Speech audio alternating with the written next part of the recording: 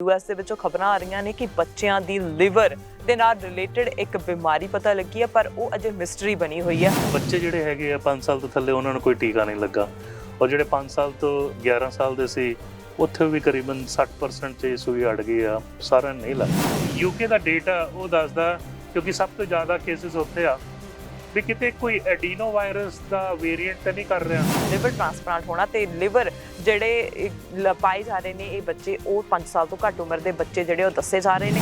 Hepatitis B ਜਿਹੜਾ ਹੁੰਦਾ ਉਹ ਬਲੱਡ ਮਿਕਸਿੰਗ ਤੋਂ ਹੋ ਸਕਦਾ ਜਾਂ ਫਿਰ ਸੈਕਸ਼ੂਅਲ ਐਕਟੀਵਿਟੀ ਤੋਂ ਹੋ ਸਕਦਾ।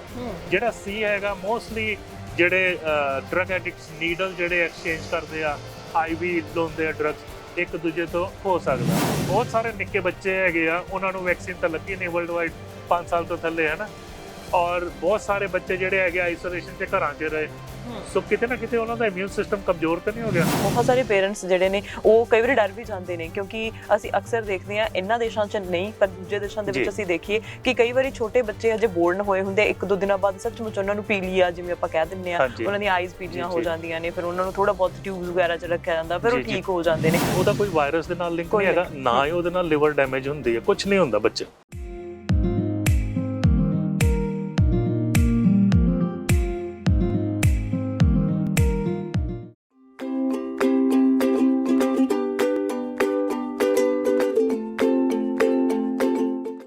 ਸਤਿ ਸ਼੍ਰੀ ਅਕਾਲ, ਤੁਸੀਂ ਦੇਖ ਰਹੇ ਹੋ ਸਾਂਝਾ ਟੀਵੀ। ਮੈਂ ਹਾਂ ਤੁਹਾਡੇ ਨਾਲ ਅਰਸ਼ਦੀਪ ਤੇ ਤੁਹਾਡਾ ਸਾਰਿਆਂ ਦਾ ਇਸ ਹੈਲਥ ਸ਼ੋਅ ਦੇ ਵਿੱਚ ਸਵਾਗਤ ਹੈ।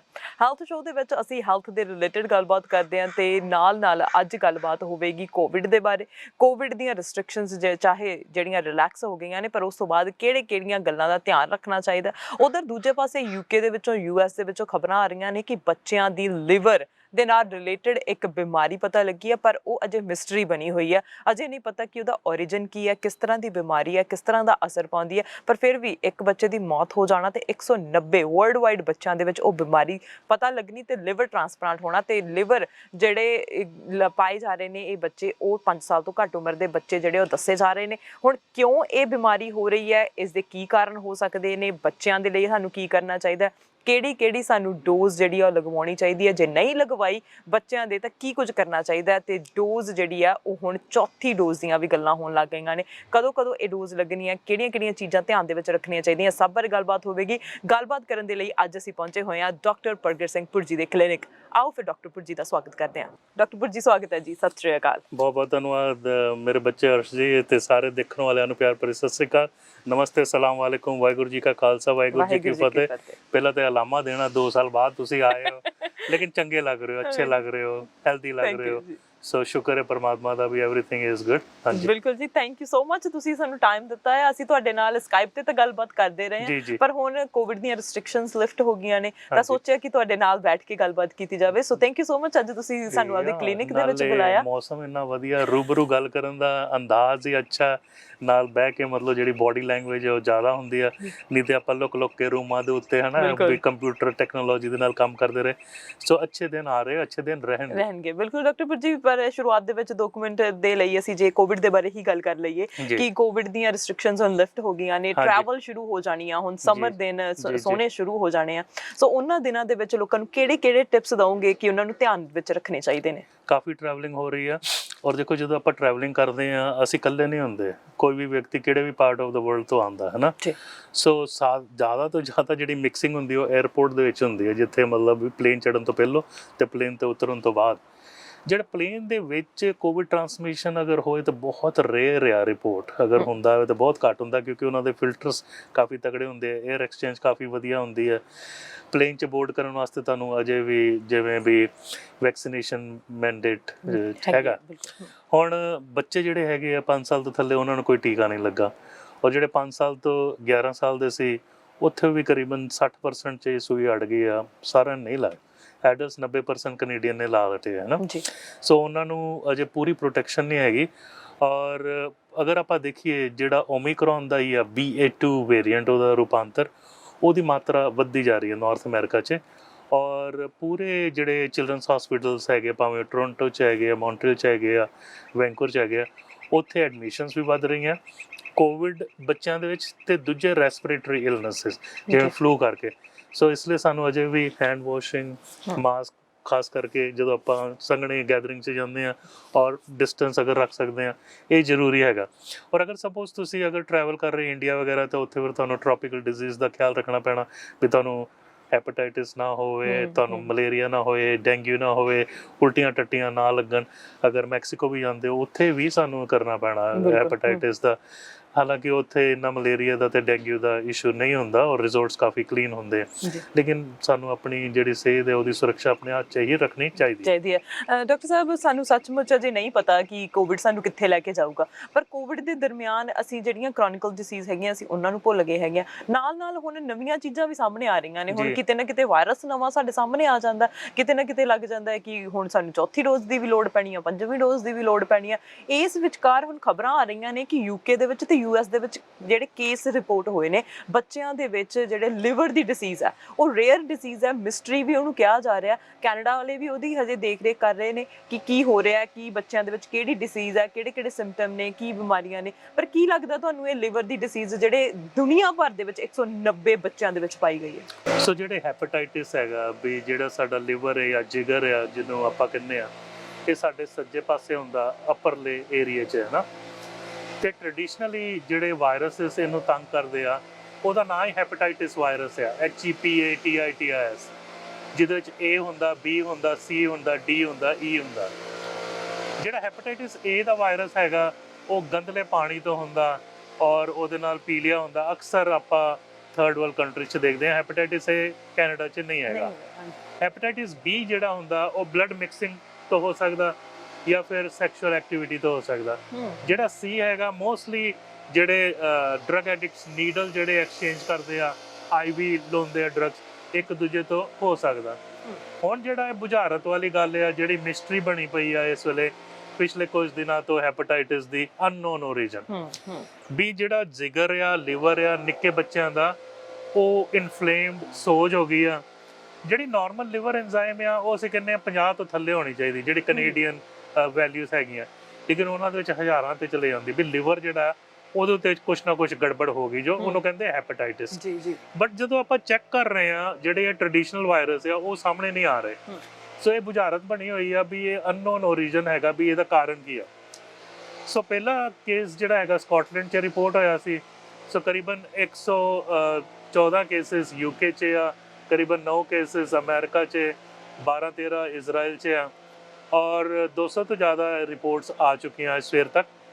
ਇਹ ਨਿੱਕੇ ਬੱਚਿਆਂ 'ਚ ਹੋ ਰਿਹਾ, ਕੁਛ ਇੱਕ ਯੂਥ 'ਚ ਵੀ ਹੋਇਆ, ਲੇਕਿਨ ਪ੍ਰੋਬਲਮ ਇਹ ਹੈਗੀ ਆ ਵੀ ਇਹਦਾ ਜਿਹੜਾ 10% ਬੱਚੇ ਜਿਨ੍ਹਾਂ ਨੂੰ ਹੋਇਆ ਉਹਨਾਂ ਨੂੰ ਨਵਾਂ ਲਿਵਰ ਪਾਉਣ ਦੀ ਸਮੱਸਿਆ ਆ ਗਈ। ਇੱਕ ਏਜ ਦਾ ਪਤਾ ਲੱਗਿਆ ਕਿੰਨੀ ਕੁ ਏਜ ਤੱਕ ਦੇ ਬੱਚਿਆਂ ਵਿੱਚ? ਤਕਰੀਬਨ 95% ਜਿਹੜੀ ਪੋਪੂਲੇਸ਼ਨ ਹੈ 5 ਸਾਲ ਤੋਂ ਥੱਲੇ ਆ।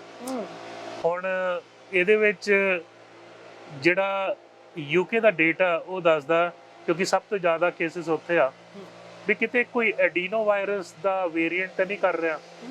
ਹੁਣ ਐਡੀਨੋ ਵਾਇਰਸ ਵੀ ਇੱਕ ਵਾਇਰਸ ਹੈਗਾ, ਜਿੱਦਾਂ ਫਲੂ ਦਾ ਵਾਇਰਸ ਹੁੰਦਾ, ਜਿੱਦਾਂ ਕੋਵਿਡ ਦਾ ਵਾਇਰਸ ਹੁੰਦਾ, ਵੀ ਮੇਨਲੀ ਸਾਡੇ ਸਾਹ ਦੇ ਜਾਂ ਰੈਸਪੀਰੇਟਰੀ ਸਿਸਟਮ ਨੂੰ ਅਫੈਕਟ ਕਰਦਾ। ਜਿਵੇਂ ਆਪਾਂ ਕਹਿੰਦੇ ਫਲੂ ਹੋਇਆ, ਮਤਲਬ ਖੰਘ, ਰੇਸ਼ਾ, ਜ਼ੁਕਾਮ ਹੋਈ, ਸੋ ਐਡੀਨੋ ਵਾਇਰਸ ਦੇ ਨਾਲ ਵੀ ਇਦਾਂ ਹੀ ਹੁੰਦਾ। ਹੁਣ ਕੀ ਇਹ ਐਡੀਨੋ ਵਾਇਰਸ ਲਿਵਰ ਦੇ ਉੱਤੇ ਵੀ ਇਫੈਕਟ ਕਰ ਰਿਹਾ? ਪਹਿਲਾਂ ਕਦੀ ਰਿਪੋਰਟ ਨਹੀਂ ਹੋਇਆ। ਸੋ ਇਹ ਬੁਝਾਰਤ ਹੈ, ਅਜੇ ਤੱਕ ਆਪਾਂ ਸੋਲਵ ਨਹੀਂ ਕਰ ਪਾ ਰਹੇ, ਤਾਂ ਹੀ ਉਹਨੂੰ ਮਿਸਟਰੀ ਕਿਹਾ ਜਾ ਰਿਹਾ। ਔਰ 20% ਬੱਚਿਆਂ ਦੇ ਵਿੱਚ ਕੋਵਿਡ ਟੈਸਟ ਵੀ ਪੋਜ਼ਿਟਿਵ ਪਾਇਆ ਗਿਆ ਸੀ। ਕੀ ਇਹ ਕੋਵਿਡ ਕਰਕੇ ਹੋ ਰਿਹਾ? ਸੋ ਇਸ ਵੇਲੇ ਦੁੱਧ ਦਾ ਦੁੱਧ, ਪਾਣੀ ਦਾ ਪਾਣੀ ਨਹੀਂ ਹੈਗਾ ਜੋ, ਲੇਕਿਨ ਮੇਰੇ ਹਿਸਾਬ ਨਾਲ ਇਹ ਕੋਈ ਨਾ ਕੋਈ ਵਾਇਰਸ ਤੋਂ ਹੀ ਹੋ ਰਿਹਾ ਔਰ ਅਫੈਕਟ ਕਰ ਰਿਹਾ ਉਹਨਾਂ ਦੇ ਲਿਵਰ ਨੂੰ। ਜਿਹੜੇ ਅਸੀਂ traditional hepatitis A, B, C ਦੇਖਦੇ ਸੀ ਉਹ ਨਹੀਂ, ਜੋ ਹੋ ਸਕਦਾ ਸ਼ਾਇਦ ਐਡੀਨੋ ਵਾਇਰਸ ਜਿਹੜਾ ਸਟ੍ਰੇਨ 41 ਜਿਹੜਾ UK 'ਚ ਰਿਸਰਚ ਕਰ ਰਹੇ, ਸ਼ਾਇਦ ਉਹ ਹੋਏ। ਹੁਣ ਜਿਹੜੇ ਦੂਜੇ ਥਿਊਰੀ ਵਾਲੇ ਆ ਉਹ ਦੱਸਦੇ ਵੀ ਸ਼ਾਇਦ ਕੋਈ ਟੌਕਸਿਨਸ ਕਰਕੇ ਵੀ ਹੋਏ, ਵੀ ਵਾਤਾਵਰਣ 'ਚ ਕੋਈ ਟੌਕਸਿਨਸ ਆ, ਸਾਡੇ ਭੋਜਨ 'ਚ ਕੋਈ ਟੌਕਸਿਨ ਆ ਜਿਹਦੇ ਕਰਕੇ ਹੋਵੇ। ਤੀਜੀ ਗੱਲ ਜਿਹੜੀ ਸਾਹਮਣੇ ਆ ਰਹੀ ਸੀ ਵੀ ਬਹੁਤ ਸਾਰੇ ਨਿੱਕੇ ਬੱਚੇ ਹੈਗੇ ਆ, ਉਹਨਾਂ ਨੂੰ ਵੈਕਸੀਨ ਤਾਂ ਲੱਗੀ ਨਹੀਂ ਵਰਲਡ ਵਾਈਡ 5 ਸਾਲ ਤੋਂ ਥੱਲੇ, ਹੈ ਨਾ, ਔਰ ਬਹੁਤ ਸਾਰੇ ਬੱਚੇ ਜਿਹੜੇ ਹੈਗੇ ਆਈਸੋਲੇਸ਼ਨ 'ਚ ਘਰਾਂ 'ਚ ਰਹੇ। ਸੋ ਕਿਤੇ ਨਾ ਕਿਤੇ ਉਹਨਾਂ ਦਾ ਇਮਿਊਨ ਸਿਸਟਮ ਕਮਜ਼ੋਰ ਤਾਂ ਨਹੀਂ ਹੋ ਗਿਆ? ਵੀ ਇੱਕ ਆਰਡੀਨਰੀ ਐਡੀਨੋ ਵਾਇਰਸ ਜਿਹੜਾ ਉਹਨਾਂ ਨੂੰ ਫਲੂ ਕਰਦਾ ਸੀ, ਹੁਣ ਉਹਨਾਂ ਦੇ ਲਿਵਰ ਦੇ ਉੱਤੇ ਵੀ ਹਾਵੀ ਤਾਂ ਨਹੀਂ ਹੋ ਰਿਹਾ। ਸੋ ਇਸ ਵੇਲੇ ਐਗਜ਼ੈਕਟ ਸਾਨੂੰ ਕਾਰਨ ਨਹੀਂ ਪਤਾ ਜੋ, ਇਸ ਲਈ ਤੁਸੀਂ ਜਿਹੜੀ ਖਬਰਾਂ ਪੜੋਗੇ ਅਨਨੋਨ ਓਰੀਜਨ, ਵੀ ਓਰੀਜਨ ਹੈਗਾ ਲੇਕਿਨ ਉਹਦਾ ਕਾਰਨ ਨਹੀਂ ਪਤਾ, ਬੁਝਾਰਤ ਹੈ ਇਸ ਵੇਲੇ ਪਈ ਹੋਈ। ਬਿਲਕੁਲ ਜੀ, ਸਾਰੇ ਵਰਲਡ ਦੇ ਵਿੱਚ ਹੀ ਇਹਦੇ ਕੇਸ ਜਿਹੜੇ ਨੇ ਉਹ ਥੋੜੇ ਬਹੁਤ ਪਾਏ ਜਾ ਰਹੇ ਨੇ। ਪਰ ਇੱਕ ਵੱਡੀ ਪ੍ਰੋਬਲਮ ਆ, ਹੁਣ ਤੁਸੀਂ ਦੇਖੋ ਕਿ ਬੱਚਿਆਂ ਦਾ ਲਿਵਰ ਟ੍ਰਾਂਸਪਲਾਂਟ ਜੇ ਹੁੰਦਾ ਹੈ, ਪਹਿਲੀ ਗੱਲ ਤਾਂ ਲਿਵਰ ਹੀ ਨਹੀਂ ਮਿਲਣਾ ਕਿਤੋਂ, ਬਹੁਤ ਛੋਟੇ ਬੱਚੇ ਹੈਗੇ ਨੇ। ਹੁਣ ਇੰਨੇ ਛੋਟੇ ਬੱਚਿਆਂ ਦੇ ਵਿੱਚ ਇਹ ਬਿਮਾਰੀਆਂ ਆ ਰਹੀਆਂ ਨੇ, ਪਰ ਆਮ ਤੌਰ ਦੇ ਉੱਤੇ ਲਿਵਰ ਦੀ ਬਿਮਾਰੀ ਬੱਚਿਆਂ ਦੇ ਵਿੱਚ ਹੁੰਦੀ ਹੈ ਇੰਨੀ ਜ਼ਿਆਦਾ ਸਵੀਅਰ? ਬਹੁਤ ਘੱਟ ਹੁੰਦੀ ਹੈ। ਦੇਖੋ ਕੁਦਰਤ ਜਿਹੜੀ ਹੈਗੀ ਬੱਚੇ ਨੂੰ ਇੱਕਦਮ ਸਟਰੋਂਗ ਬਣਾ ਕੇ ਰੱਖਦੀ ਹੈ।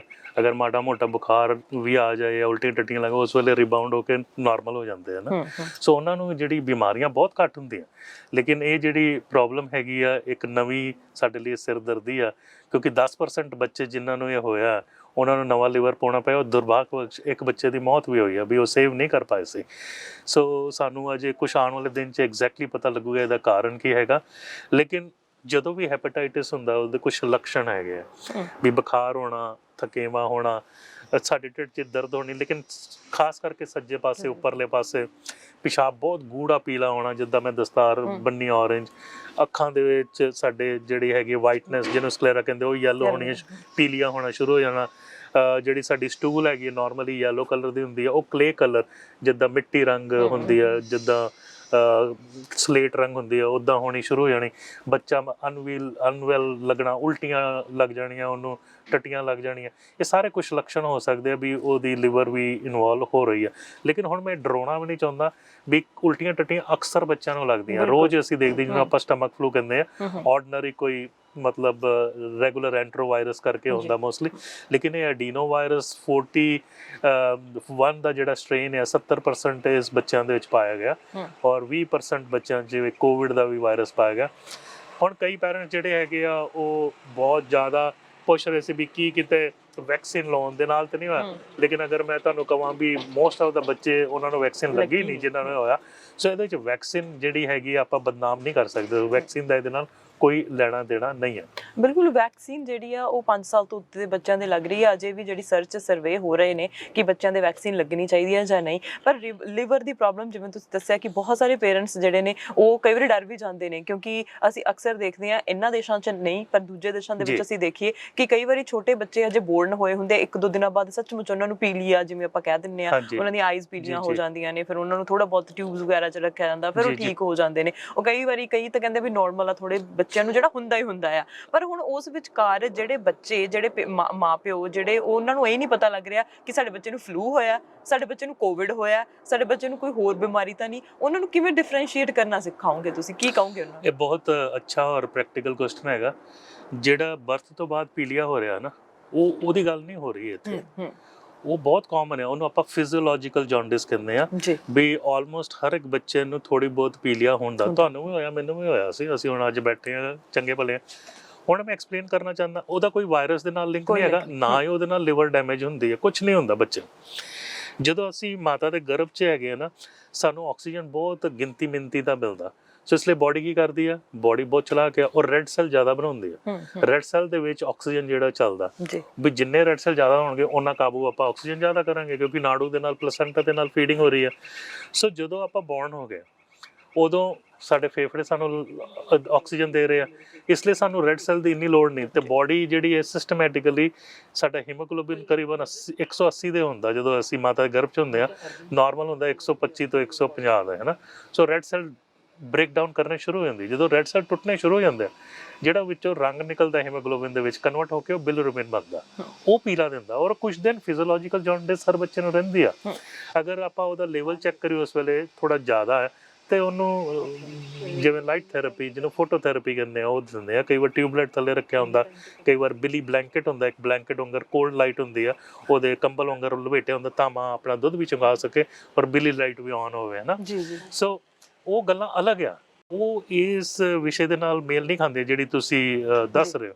ਇਹ ਤਾਂ ਹੈਪੇਟਾਈਟਿਸ ਹੈਗੀ ਹੈ ਵੀ ਲਿਵਰ ਸੁੱਜ ਗਈ, ਅੰਦਰ ਇਨਫੈਕਸ਼ਨ ਹੋ ਗਿਆ, ਲਿਵਰ ਕੰਮ ਨਹੀਂ ਕਰ ਰਹੀ, ਤਾਂ ਹੋ ਰਿਹਾ। ਦੂਜਾ ਹੁਣ ਵਾਇਰਸ ਫਲੂ ਦਾ ਹੈਗਾ ਕਿ ਕੋਵਿਡ ਦਾ, ਉਹਦੇ ਵਿੱਚ ਮੈਂ ਦੱਸਣਾ ਚਾਹੁੰਦਾ ਵੀ ਥੋੜਾ ਬਹੁਤ ਆਪਾਂ ਡਿਫਰੈਂਸ਼ੀਏਟ ਕਰ ਸਕਦੇ ਹਾਂ। ਜਿਹੜਾ ਰੈਗੂਲਰ ਫਲੂ ਆ ਉਹ 'ਚ ਅਗਰ ਬੁਖਾਰ ਹੋਊਗਾ ਤੇ ਬਹੁਤ ਮਾਈਲਡ ਹੋਊਗਾ, ਸ਼ਾਇਦ ਨਾ ਵੀ ਹੋਊਗਾ। ਕੋਵਿਡ 'ਚ ਬੁਖਾਰ ਬਹੁਤ ਜ਼ਿਆਦਾ ਹੋਊਗਾ। ਕੋਵਿਡ 'ਚ ਖੰਘ ਸੁੱਕੀ ਹੋਊਗੀ, ਜਿਹੜਾ ਰੈਗੂਲਰ ਫਲੂ ਉਹ 'ਚ ਖੰਘ ਥੋੜੀ ਗਿੱਲੀ ਹੋ ਗਈ। ਕੋਵਿਡ ਦੇ ਵਿੱਚ ਉਲਟੀਆਂ ਟੱਟੀਆਂ ਹੋਣ ਦੀ ਸੰਭਾਵਨਾ ਵੀ ਹੈਗੀ ਆ। ਰੈਗੂਲਰ ਫਲੂ 'ਚ ਉਲਟੀਆਂ ਟੱਟੀਆਂ ਨਹੀਂ ਹੁੰਦੀਆਂ, ਜਿਹਨੂੰ ਇਨਫਲੂਐਂਜ਼ਾ ਕਹਿੰਦੇ ਆ। ਕੋਵਿਡ ਦੇ ਵਿੱਚ ਜਿਹੜਾ ਹੈਗਾ ਸਾਹ ਦੀ ਪ੍ਰੋਬਲਮ ਤੁਹਾਨੂੰ ਕਾਫੀ ਜ਼ਿਆਦਾ ਆ ਸਕਦੀ ਹੈ, ਰੈਗੂਲਰ ਵਾਇਰਸ 'ਚ ਨਹੀਂ ਆ ਸਕਦੀ। ਰੈਗੂਲਰ ਵਾਇਰਸ ਜਿਹੜਾ ਹੈਗਾ ਤੁਹਾਡੀ ਅੱਖਾਂ ਨੂੰ ਲਾਲ ਨਹੀਂ ਕਰ ਸਕਦਾ, ਕੋਵਿਡ ਵੀ ਤੁਹਾਡੇ ਮਲਟੀ ਸਿਸਟਮ ਆਰਗਨ ਨੂੰ ਅਫੈਕਟ ਕਰ ਸਕਦਾ। ਸੋ ਕੁਛ ਇੱਕ ਸਿੰਪਟਮਸ ਅਸੀਂ ਕੋਵਿਡ ਔਰ ਰੈਗੂਲਰ ਫਲੂ ਤੋਂ ਵੀ ਡਿਫਰੈਂਸ਼ੀਏਟ ਕਰ ਸਕਦੇ ਹਾਂ। ਹੁਣ ਅੱਜ ਕੱਲ੍ਹ ਮੈਂ ਕਾਫੀ ਪੇਸ਼ੈਂਟ ਰੋਜ਼ ਦੇਖ ਰਿਹਾ, ਐਲਰਜੀ ਦਾ ਸੀਜ਼ਨ ਵੀ ਚੱਲ ਰਿਹਾ, ਉਹਦੇ ਵਿੱਚ ਵੀ ਨੱਕ ਵਗਦਾ, ਲੇਕਿਨ ਉਹ 'ਚ ਬੁਖਾਰ ਨਹੀਂ ਹੁੰਦਾ, ਉਹ 'ਚ ਛਿੱਕਾਂ ਆ ਸਕਦੀਆਂ, ਖਾਜ ਹੋ ਸਕਦੀ। ਉਹ ਨਾ ਕੋਵਿਡ ਦੇ ਲੱਛਣ ਹੈ ਤੇ ਨਾ ਰੈਗੂਲਰ ਫਲੂ ਦੇ ਲੱਛਣ ਹੈ। ਸੋ ਆਪਾਂ ਥੋੜਾ ਬਹੁਤ ਹਿਸਟਰੀ ਤੋਂ ਵੀ ਡਿਫਰੈਂਸ਼ੀਏਟ ਕਰ ਸਕਦੇ ਹਾਂ। ਲੇਕਿਨ ਜਦੋਂ ਵੀ ਤੁਹਾਨੂੰ ਦੁਵਿਧਾ ਹੈਗੀ ਆ, BC ਦੇ ਵਿੱਚ ਤੁਸੀਂ 811 ਕਾਲ ਕਰਕੇ ਤੁਸੀਂ ਨਰਸਿੰਗ ਲਾਈਨ ਦੇ ਨਾਲ ਗੱਲ ਕਰ ਸਕਦੇ ਹੋ ਜਾਂ ਆਪਣੇ ਹੈਲਥ ਕੇਅਰ ਪ੍ਰੋਵਾਈਡਰ ਦੇ ਨਾਲ ਗੱਲ ਕਰ ਸਕਦੇ ਹੋ।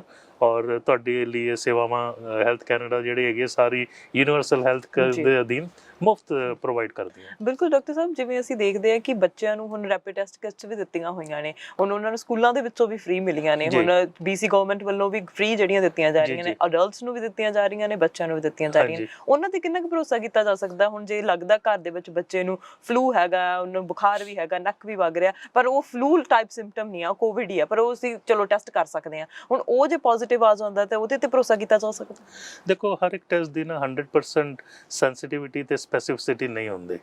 ਸੋ ਤਾਂ ਵੀ ਮਤਲਬ ਸਾਡੇ ਕੋਲ ਇੰਨੇ ਜ਼ਿਆਦਾ ਟੂਲਸ ਨਹੀਂ ਹੈਗੇ। ਇੱਕ ਟੂਲ ਹੈਗਾ, ਦੂਜਾ PCR ਹੈ। PCR ਮਹਿੰਗਾ ਬਹੁਤ ਪੈਂਦਾ ਹੈ ਨਾ, ਉਹ ਅਸੀਂ ਹਸਪੀਟਲ 'ਚ ਕਰਦੇ ਹਾਂ। ਸੋ ਇਸ ਲਈ ਇਹ ਜਿਵੇਂ ਵੀ ਇੱਕ ਹੋਰ ਸਾਡੇ ਕੋਲ ਟੂਲ ਸਾਡੇ ਹੱਥ 'ਚ ਹੈਗਾ, ਆਪਾਂ ਕੋਸ਼ਿਸ਼ ਕਰ ਸਕਦੇ। ਹੁਣ ਸਮਝੋ ਆਪਾਂ ਅਮਰੀਕਾ ਟਰੈਵਲ ਕਰਨਾ ਤੇ ਉਹ ਰੈਪਿਡ ਟੈਸਟ ਐਕਸੈਪਟ ਕਰਦੇ ਆ ਅਗਰ ਨੈਗੇਟਿਵ ਹੈਗਾ।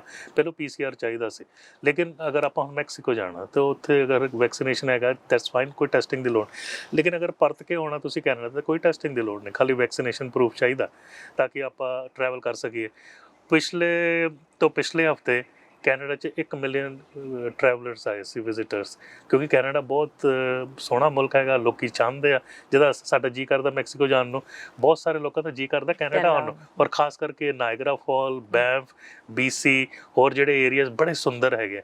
ਸੋ ਇਸ ਲਈ ਟਰੈਵਲਿੰਗ ਜਿਹੜੀ ਹੈਗੀ ਆ ਉਹਦਾ ਵੀ ਜਿਹੜਾ ਇੰਡਸਟਰੀ ਆ ਉਹਨੂੰ ਵੀ ਬੂਸਟ ਕਰਨਾ, ਸਾਰੇ ਪਾਸੇ ਦੇਖਣਾ ਪੈਂਦਾ।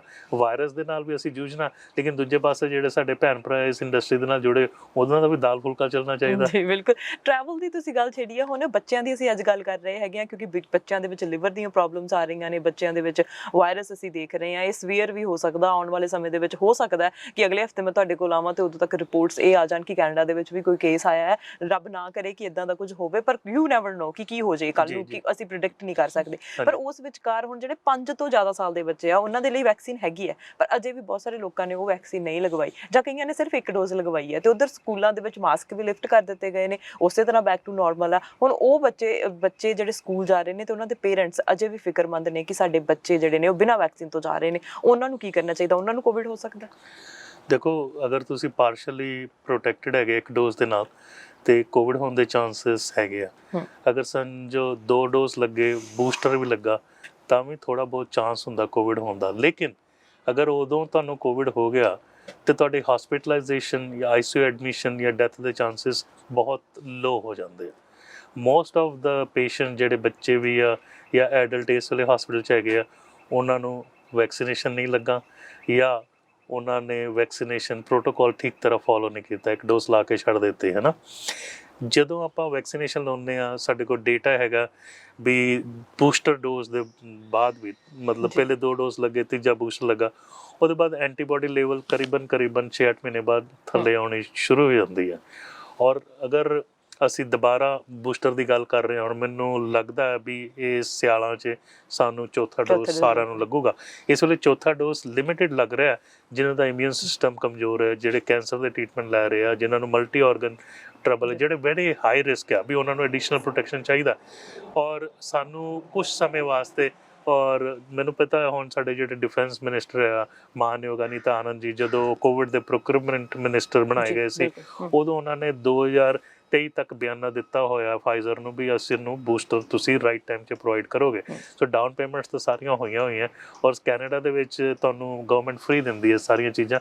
ਲੇਕਿਨ ਜਦੋਂ ਤੁਹਾਡੀ ਵਾਰੀ ਆਏਗੀ ਤੁਹਾਨੂੰ ਕਾਲ ਦਿੱਤਾ ਜਾਊਗਾ, ਕਿਉਂਕਿ ਸਾਰਾ ਡੇਟਾ ਡਿਜੀਟਲੀ ਗਵਰਨਮੈਂਟ ਕੋਲ ਹੈਗਾ। ਬਿਲਕੁਲ ਜੀ। ਕੋਵਿਡ 2 ਸਾਲ ਹੋ ਗਏ, ਹੁਣ ਬੂਸਟਰ ਡੋਜ਼ ਲੱਗ ਰਹੀ ਹੈ। ਉਧਰ ਲੰਬੇ ਸਮੇਂ ਦੀਆਂ ਬਿਮਾਰੀਆਂ ਨਾਲ ਲੋਕ ਜੂਝ ਰਹੇ ਹੈਗੇ ਨੇ, ਉਹਨਾਂ ਦੀ ਗੱਲ ਘੱਟ ਹੋ ਰਹੀ ਆ। ਉਧਰ ਦੂਜੇ ਪਾਸੇ ਨਵੇਂ ਵਾਇਰਸ ਆ ਰਹੇ ਨੇ, ਬੱਚਿਆਂ ਦੇ ਵਿੱਚ ਇਹੋ ਜਿਹਾ ਕੁਛ ਆ ਰਿਹਾ। ਸੋ ਸਥਿਤੀ ਜਿਹੜੀ ਆ ਉਹ ਅਨਪ੍ਰਿਡਿਕਟੇਬਲ ਹੈ। ਪਰ ਫਿਰ ਵੀ ਸਾਨੂੰ ਕੀ ਕਰਨਾ ਚਾਹੀਦਾ ਇਹਨਾਂ ਹਾਲਾਤਾਂ ਦੇ ਵਿੱਚ, ਕੀ ਮੈਸੇਜ ਦੋਗੇ ਜੀ? ਦੇਖੋ ਗੱਲ ਇੱਦਾਂ ਵੀ ਜੇ ਸਰੀਰ ਹੈਗਾ ਉਹਦੇ ਨਾਲ ਰੋਗ ਤਾਂ ਹੈਗਾ ਹੈ ਨਾ, ਔਰ ਅੱਜ ਤੋਂ ਕਰੀਬਨ 500 ਵਰੇ ਪਹਿਲੋਂ ਵੀ ਜਿਹੜੀ ਸਿਚੁਏਸ਼ਨ ਖਰਾਬ ਹੋਈ ਉਦੋਂ ਗੁਰੂ ਅਰਜਨ ਦੇਵ ਜੀ ਮਹਾਰਾਜ ਨੇ ਆਪ ਹੱਥੀਂ ਸੇਵਾ ਕੀਤੀ ਸੀ।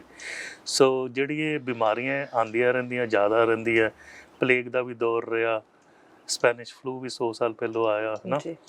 ਸੋ ਦੁੱਖ ਸੁੱਖ ਸਰੀਰ ਦੇ ਨਾਲ ਚੱਲਦੇ ਰਹਿੰਦੇ ਆ, ਕਿਉਂਕਿ ਸਾਇੰਸ ਬੜੀ ਵਿਕਸਿਤ ਹੋ ਗਈ, ਅਸੀਂ ਬਹੁਤ ਛੇਤੀ ਇਹ ਸਾਰੀਆਂ ਚੀਜ਼ਾਂ ਲੱਭ ਲੈਂਦੇ ਹਾਂ, ਉਹਨੂੰ ਫੋਲੋ ਕਰਦੇ ਹਾਂ ਔਰ ਵੈਕਸੀਨੇਸ਼ਨ ਪ੍ਰੋਗਰਾਮ ਕਰਦੇ ਹਾਂ।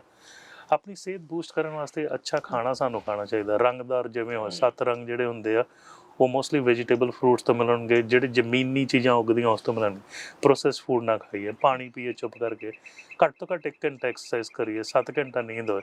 ਲੇਕਿਨ ਪਰਮਾਤਮਾ ਦਾ ਨਾਮ ਸਿਮਰਨ ਦੇ ਨਾਲ ਵੀ ਇਮਿਊਨ ਸਿਸਟਮ ਵੱਧਦਾ, ਕੀਰਤਨ ਦੇ ਵਿੱਚ ਬਹਿਣ ਦੇ ਨਾਲ ਜਿਹੜਾ ਥੁੱਕ ਦੇ ਵਿੱਚ IgA ਲੈਵਲ ਹੁੰਦਾ ਐਂਟੀਬਾਡੀ ਦਾ, ਉਹ 500 ਟਾਈਮਸ ਵੱਧਦਾ। ਸੋ ਸੰਗੀਤ ਵੀ ਜਿਹੜਾ ਹੈਗਾ, ਸਾਰੀ ਗੁਰਬਾਣੀ ਜਿਹੜੀ ਹੈਗੀ ਰਾਗਾਂ 'ਚ ਹੈ, ਰਾਗ ਰਤਨ ਪਰਵਾਰ ਭਰੀਆਂ ਸ਼ਬਦ ਗਾਵਨ ਆਈ ਹੈ ਨਾ, ਨਾਨਕ ਦੁਖੀਆ ਸਭ ਸੰਸਾਰ, ਲੇਕਿਨ ਅਗਲੀ ਲਾਈਨ ਕੋਈ ਨਹੀਂ ਪੜਦਾ, ਸੋ ਸੁਖੀਆ ਜਿਸ ਨਾਮ ਦਾ।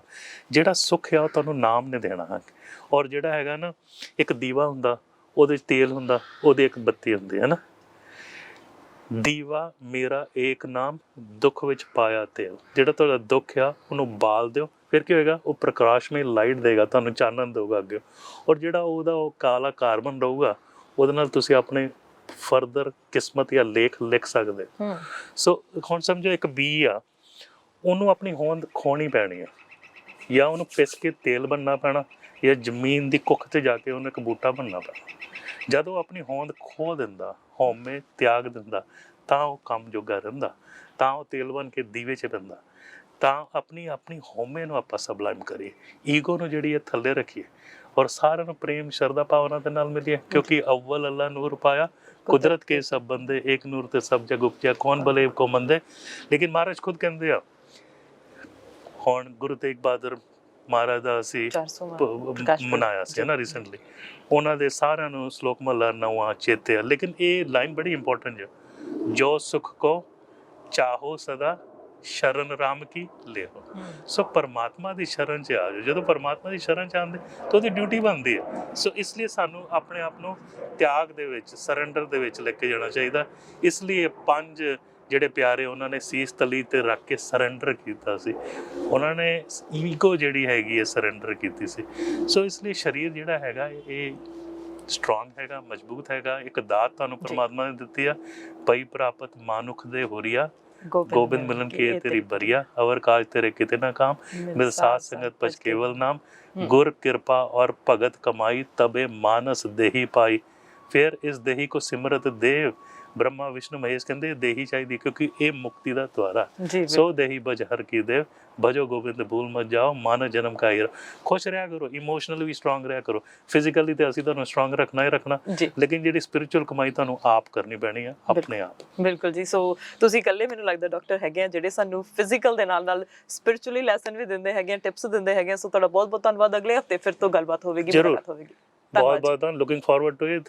ਆਇਆ ਕਰੋ ਹੁਣ। ਥੈਂਕ ਯੂ ਜੀ। ਥੈਂਕ ਯੂ ਜੀ। Thank you so much.